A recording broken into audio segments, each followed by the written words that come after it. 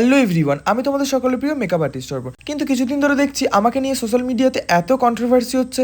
আমি কোনোদিনও ভাবিনি যে সোশ্যাল মিডিয়াতে এত কন্ট্রোভার্সি আমাকে সহ্য করতে হবে। কিন্তু একটাই কথা, মানুষের কাজই তো ভালো মানুষজনদেরকে নিয়ে কন্ট্রোভার্সি করা। আর আজ থেকে তোমাদের বেঁচে যাবে কারেন্টের বিল, কারণ লাইটই জ্বালাতে লাগবে না রুমে। মেকআপ যদি তোমাদের হ্যালোজিনের মতো চমকায়, তাহলে লাইটের আর কি প্রয়োজন? পুরো মাখন যাকে বলে। কাঁদো, শো, ঘুমাও, সব কিছু করো, ঘুরে বেড়াও, স্নান করো, কিন্তু তোমাদের মেকআপ কিচ্ছু হবে না।